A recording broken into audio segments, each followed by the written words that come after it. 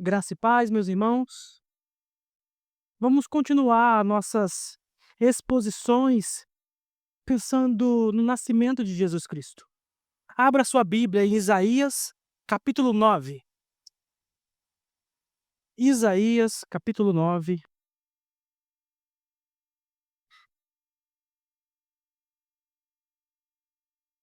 Essa série já começou lá atrás com o Salmo, agora nós estamos em Isaías. A semana que vem chegaremos nos Evangelhos.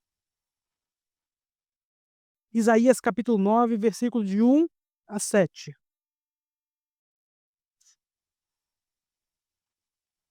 Diz assim a palavra do nosso Deus: Mas para a terra que estava aflita, não continuará a obscuridade.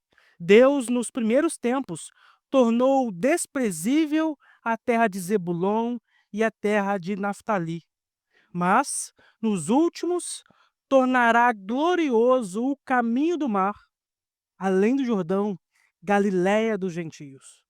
O povo que andava em trevas, perdão, O povo que andava em trevas viu grande luz, e aos que viviam na região da sombra da morte, resplandeceu-lhes a luz. Tens multiplicado este povo a alegria lhe aumentaste. Alegram-se eles diante de ti, como se alegram na ceifa e como exultam quando repartem os despojos, porque tu quebraste o jugo que pesava sobre eles, a vara que lhes feria os ombros e o cetro do seu opressor, como no dia dos midianitas. Porque toda bota com que anda o guerreiro no tumulto da batalha e toda veste revolvida em sangue serão queimadas, servirão de pasto ao fogo. Porque um menino nos nasceu, um filho se nos deu.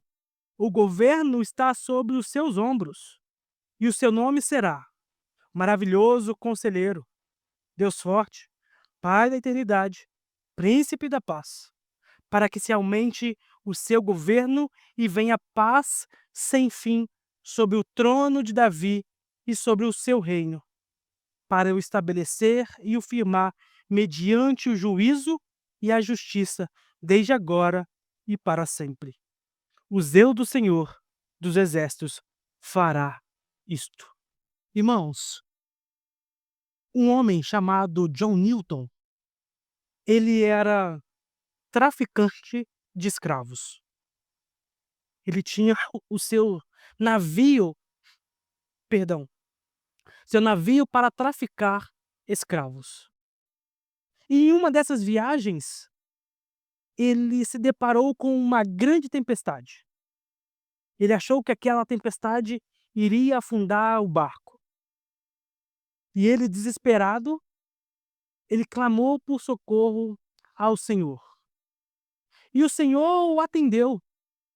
E imediatamente aquela grande tempestade foi cessada. Ele experimentou uma ação poderosa de Deus. E essa ação marca a transformação de John Newton. Ele começa a estudar a Bíblia, a refletir sobre a Bíblia, ele abandona o tráfico de escravos, ele começa a fazer grandes obras em favor de Cristo. John Newton escreveu um hino que é muito conhecido, que é a Maravilhosa Graça. Um hino que é profundo e tocante. Em certa parte do hino ele diz: Doce som que salvou um pobre pecador como eu. Eu que estava perdido, agora fui encontrado. Era cego, mas agora posso ver. Esse hino é impactante. Quando a gente escuta, dificilmente a gente não se emociona. Um homem que era desprezível, era um traficante de escravos, agora foi encontrado pela graça de Deus e ele pode desfrutar da paz de Deus neste mundo. Ele encontra então o reino do príncipe da paz. Nesta noite eu quero falar sobre este tema, o reino eterno do príncipe da paz. O reino eterno do príncipe da paz. Como será o reino eterno do príncipe da paz? Será um reino que dissipa as trevas. No versículo 1, que nós lemos, ele está conectado ao capítulo 8, no versículo 22, que o capítulo 8 ele termina em trevas, e termina em dificuldades, em obscuridade. Um capítulo pesado, um capítulo que traz a nossa reflexão na nossa vida, de um povo corrupto, de um povo perverso e um povo mau, que buscava a sabedoria de médiuns, buscava a sabedoria de coisas que não agradavam a Deus, rejeitava a sabedoria do Senhor e vagavam pela terra em desespero. Este é o povo do capítulo 8. Em casa, você lê esse capítulo, você vai entender muito bem o que esse povo era.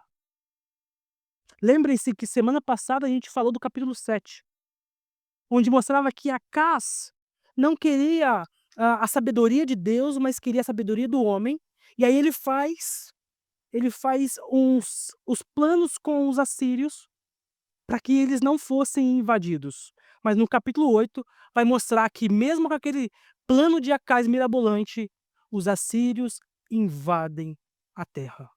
Os assírios se voltam contra eles.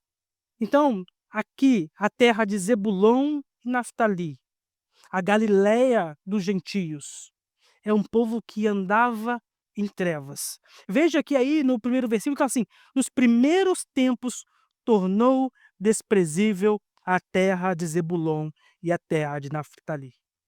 Então, naquele tempo, aquela terra era desprezível. E aqui eu preciso fazer um rápido parêntese. O reverendo Daniel Santos, ele argumenta que, neste momento, o profeta Isaías, ele está em uma visão. Ele está vendo tudo o que está acontecendo, tanto no tempo dele, quanto no futuro. Por isso que ele diz logo em seguida, nos últimos, tornará glorioso o caminho do mar, além do Jordão, Galiléia dos gentios. Parece que essa visão que Isaías está tendo, ele vê a situação atual daquela terra e vê a situação que aquela terra se encontrará. Mas isso é tão preciso que ele está deixando os verbos sempre no passado. Ele deixa tudo pronto. Tornou desprezível e tornará glorioso o caminho do mar além do Jordão. Então, uma terra que está em trevas, uma terra que está sem esperança e sem Deus, como Paulo diz em Efésios 2, é esta terra que o Senhor está se dirigindo. Uma terra que rejeita ao Senhor. Tanto a terra de Zebulon quanto a terra de Naftali, elas sentem um peso de um jugo pesado sobre os ombros. Por isso que vai dizer mais na frente, o peso das botas do guerreiro. Mas ao mesmo tempo ela será a primeira a ver a grande luz de Deus. Por isso que ela se tornará gloriosa o caminho do mar. Então eles sentem essa opressão da invasão, por causa da situação geográfica, eles eram os primeiros a serem invadidos. Eles rejeitam a Deus e sofrem a essa desobediência. E veja que em Mateus 4:14 o evangelista vai citar esse texto. Ele vai dizer assim, lá em Mateus: "Para que se cumprisse o que fora dito por intermédio do profeta Isaías: terra de Zebulon, terra de Naftali, caminho do mar, além do Jordão, Galiléia dos gentios. O povo que jazia em trevas viu grande luz, e aos que viviam na região e sombra da morte, resplandeceu-lhes a luz." Daí por diante, passou a Jesus a pregar e dizer: "Arrependei-vos, porque está próximo o reino de Deus."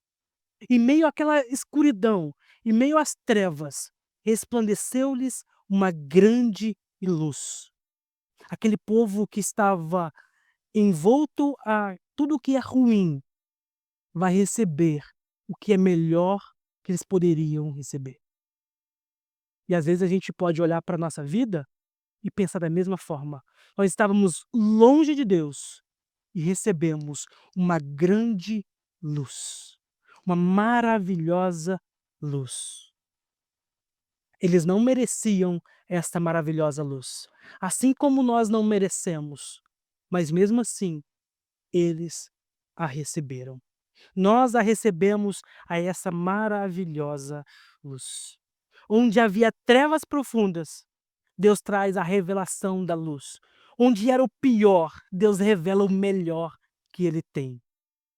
Deus não revela alguma coisinha para eles, mas revela o seu Filho Jesus Cristo, o melhor de tudo.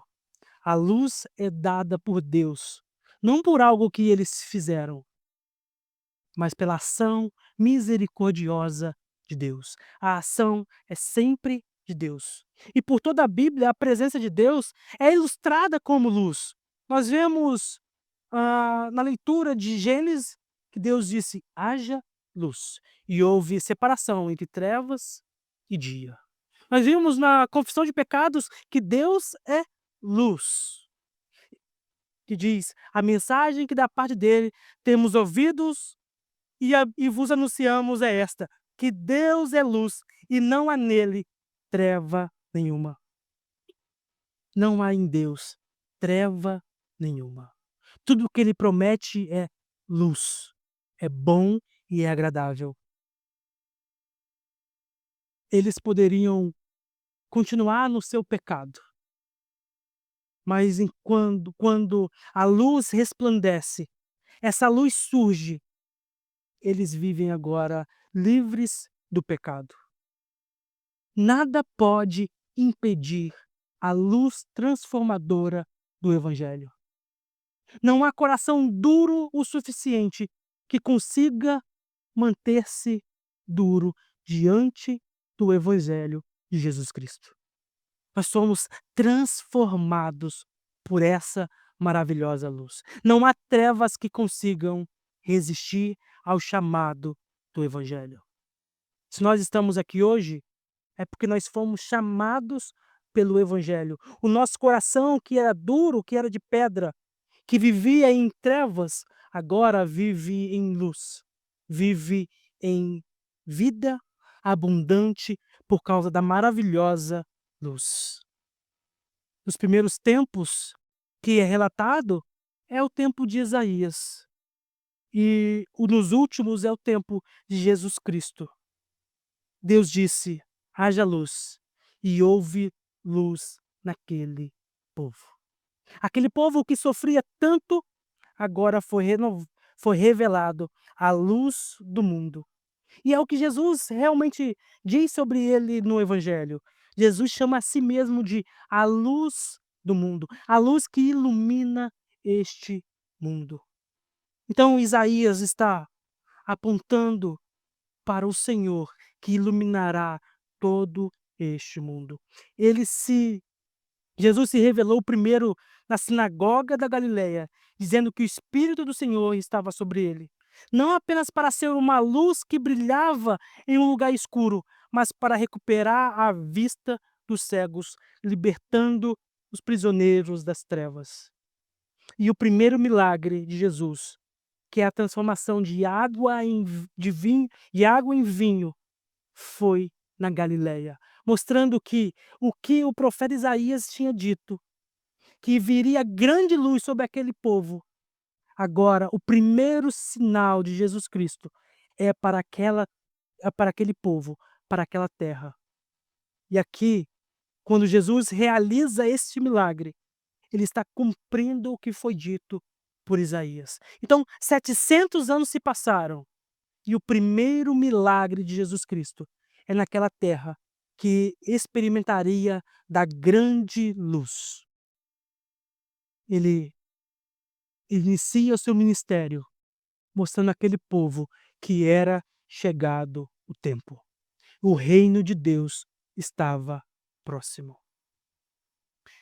Mas, para o segundo ponto como será o reino eterno do príncipe da paz?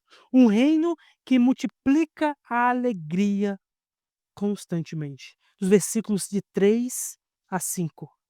E ele já começa: "Tens multiplicado este povo a alegria".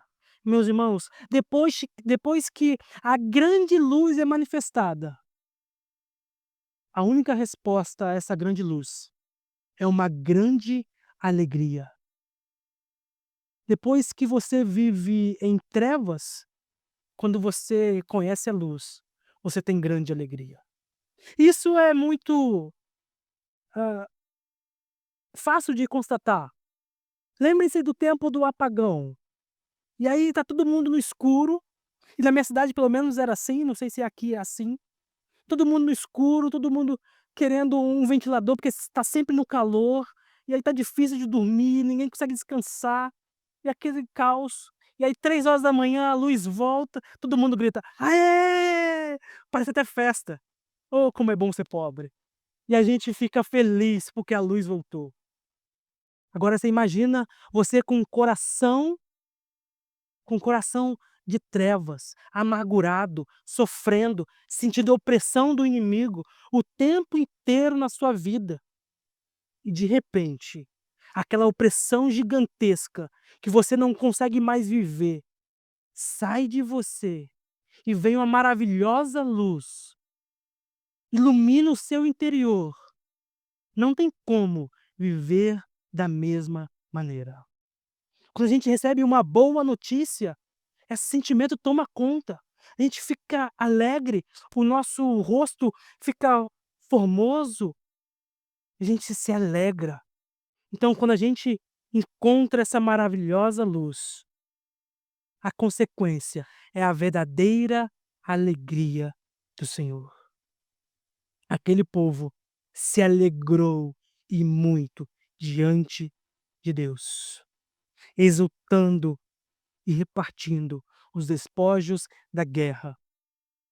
A alegria aqui é comparada ao dia da derrota em Midian, que essa famosa história quando Gideão precisava guerrear, só que ele não tinha um exército muito bom, ele não sabia como vencer aquela guerra, só que a ação de Deus vence a guerra, sem que ninguém empunhasse uma única espada. Então imagine você com medo de perder essa guerra, você não precisa ir para a guerra e o Senhor vence essa batalha por você. É essa alegria que o profeta Isaías está se referindo. Tão alegria que é receber aquela maravilhosa luz. Os imperadores assírios que estavam pressionando esse povo era muito mal, era muito cruel. Ele desejava sempre o pior. Ele fazia com que os seus inimigos fossem humilhados. Eram tirado a sua pele. Você era colocado em estacas durante o cortejo daquele império. Eram coisas terríveis diante do povo. Você era oprimido e oprimido de verdade. Era um grande jugo ser escravo do Império Assírio. Mas o resultado disso tudo é que a gente não deixa de ter um jugo sobre os nossos ombros. A gente ainda tem um jugo. Jesus Cristo pega esse jugo que estava sobre aquele povo, coloca sobre o seu próprio ombro. Ele diz: "O jugo que pesava sobre eles, a vara que lhes feria os ombros, foi quebrada, foi removido, foi tirado. Toda bota com que anda o guerreiro no tumulto da batalha e toda veste revolvida em sangue serão queimadas." Definitivamente, aquela guerra seria perdida. Os assírios achavam que eram poderosos, mas até as suas botas seriam queimadas diante desse grande Senhor. Da mesma forma, a morte e a ressurreição de Jesus Cristo derrotou esse jugo. É neste momento que o jugo é vencido. Aparentemente, aquele jugo era inquebrável, um jugo pesado de Satanás, um jugo pesado do pecado, da morte, estava sobre Cristo Jesus.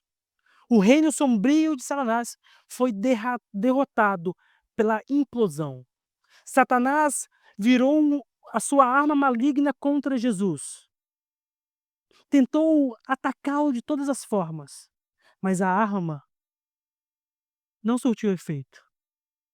Mas mesmo assim, Jesus Cristo morreu, mas ele ressuscitou. E quando Jesus ressuscita e vence a morte, ele destrói o inimigo. Ele destrói aquele reino perverso.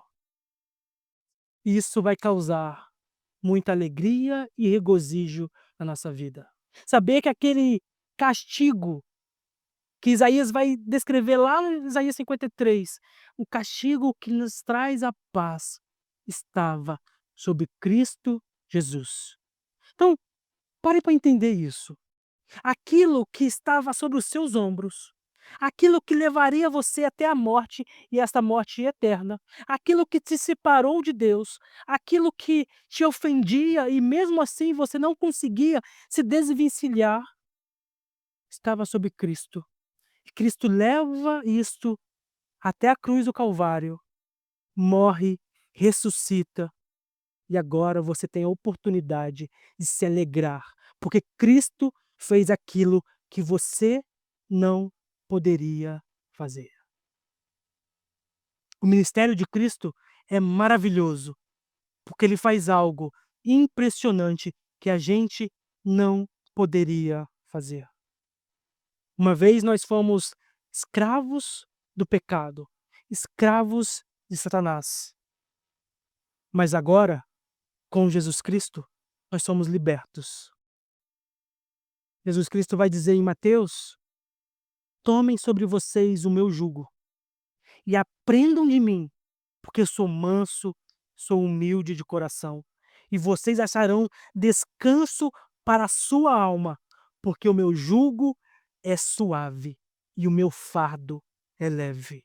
Veja que há um grande fardo, um grande jugo, agora um jugo suave e leve. Por quê? Jesus Cristo levou sobre si os nossos pecados, levou sobre si o nosso jugo. E agora ele nos dá um fardo suave e um fardo leve, que é fazer a vontade dele em amor, em resposta ao que ele já fez por nós. As guerras cessaram. E Salmo 46 diz: "Aquietem-se e saibam que eu sou Deus, sou exaltado entre as nações, sou exaltado na terra." E que esse dia chegue logo. Para o último ponto, como será o reino eterno do Príncipe da Paz? O reino fundado em justiça eterna. Haverá um tempo que a justiça prevalecerá eternamente. Não haverá mais injustiça.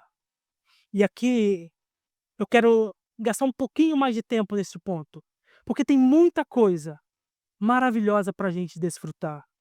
É surpreendente que o grande conquistador, dos versículos de 1 a 5, vai ser mostrado agora, nos versículos 6 e 7.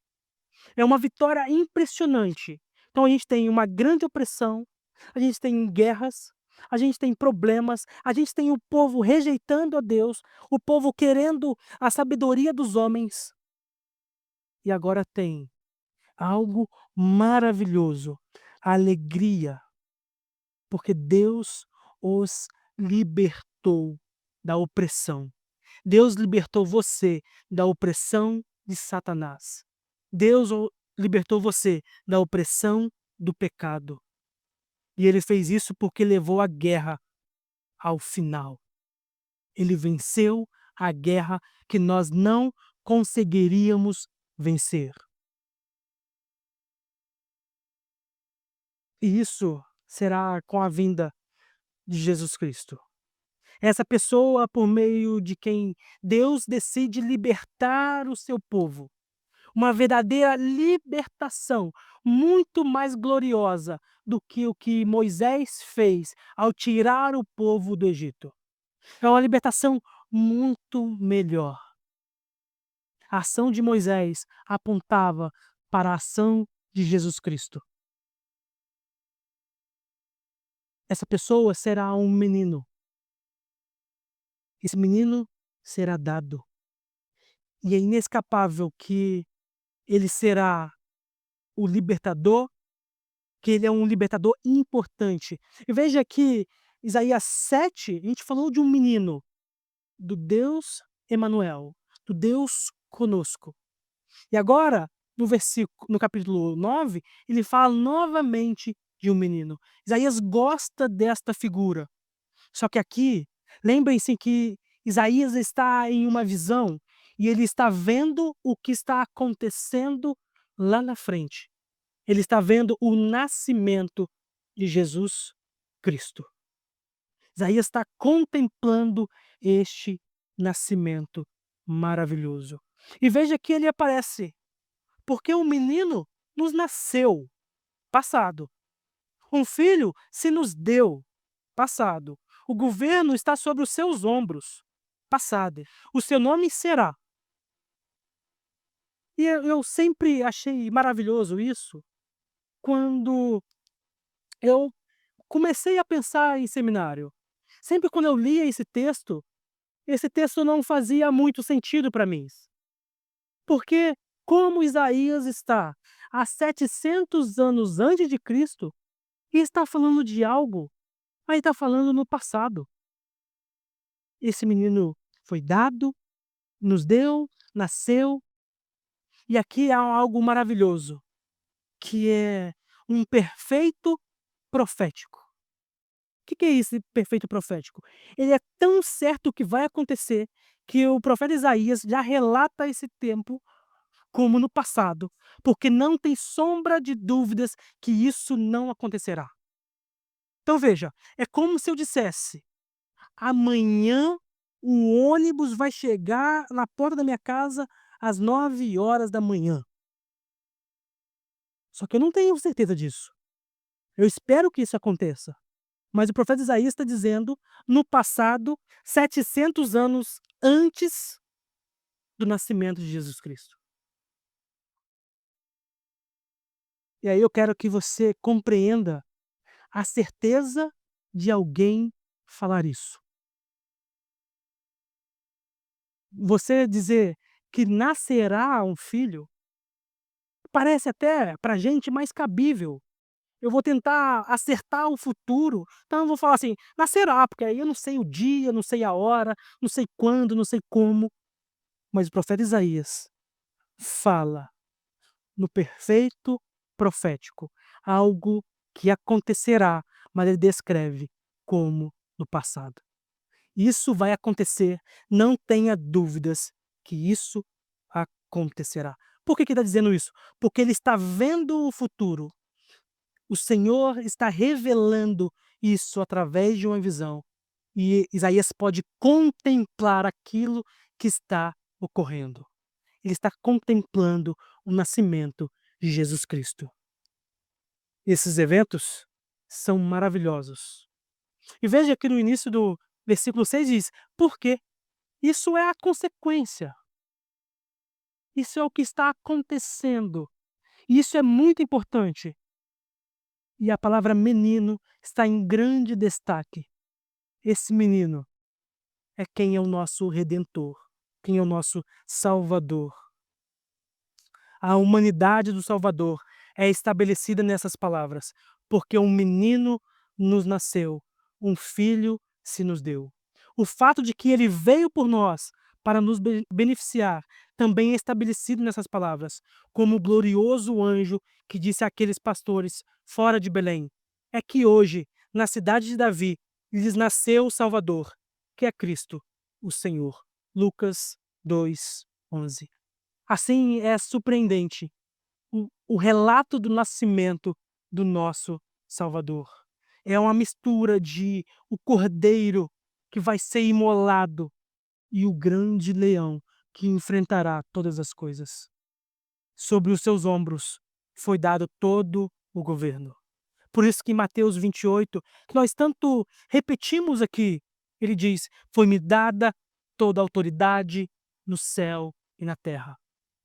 Então, aquele jugo que estava lá atrás, com aquele povo sofrendo, toda a autoridade foi dada ao Senhor, logo depois da sua ascensão aos céus. E por fim, nós vamos para os grandes títulos: o maravilhoso conselheiro.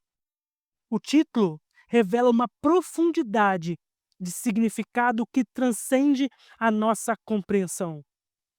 Maravilhoso remete a algo extraordinário, algo que tem a sua capacidade de realizar sinais sobrenaturais.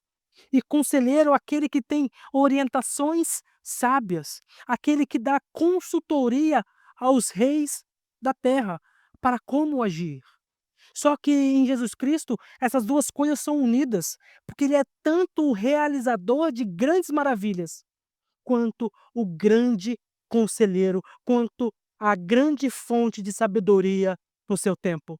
Jesus, em seu ministério terreno, demonstrou ser a personificação da sabedoria. Ele ensinou com toda a autoridade, ele ensinou com toda a inteligência, ele revelou o coração dos homens, ele revelou verdades eternas do Pai. Jesus acalma todas as tempestades da vida. Não tem nada que ele não consiga fazer. Eu não sei o que cada coração aqui está passando todos os dias, mas eu sei que Jesus Cristo é um maravilhoso conselheiro, aquele que faz todas as coisas, aquele que tem capacidade de solucionar todos os problemas. Ele é aquele que tem a sabedoria divina que nos conduz à verdade de Deus. Ele é o Deus forte que é atribuído ao nosso Senhor. É uma das profundas afirmações sobre a identidade e a missão de Jesus Cristo. Ele encapsula tanto a divindade e o poder de Jesus, unindo a fragilidade da encarnação e da onipotência do nosso Deus eterno. Então, Jesus Cristo, ao mesmo tempo que ele é parecido conosco, ele sentia fome, dor, sede, ele tinha suas necessidades. Ele era igual a gente, mas ao mesmo tempo, ele é muito diferente, porque ele é totalmente poderoso. Ele é eterno.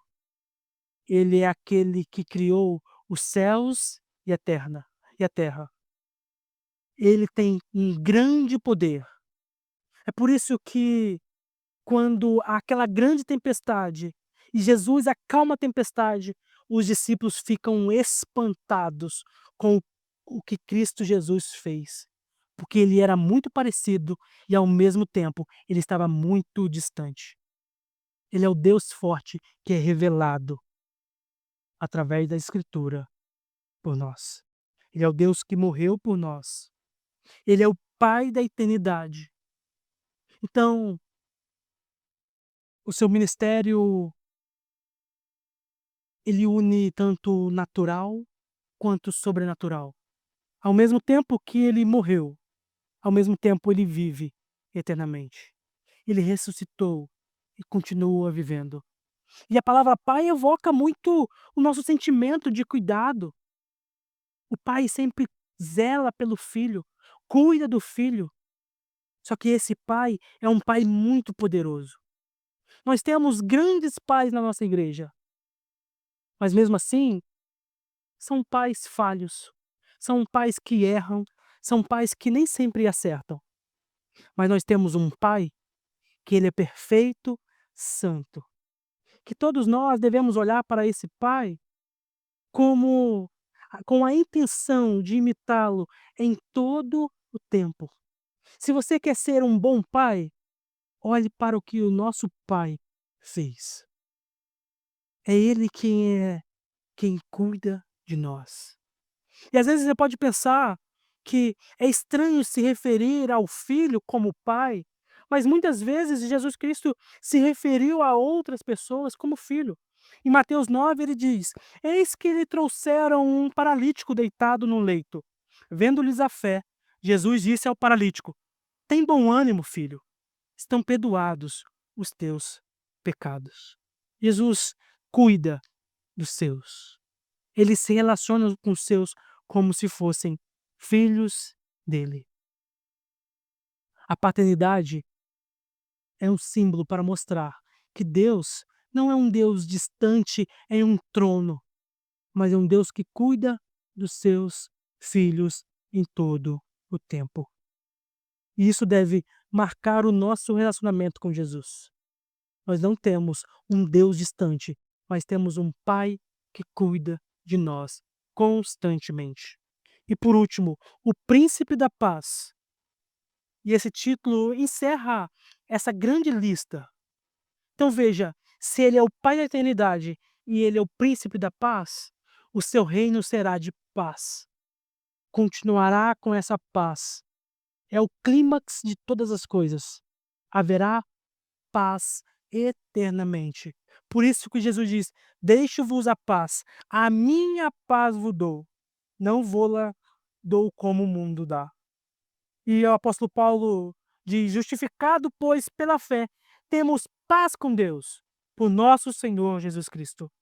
Então nós fomos reconciliados com Deus de uma vez por todas, e hoje nós podemos desfrutar da verdadeira paz. E essa paz durará eternamente.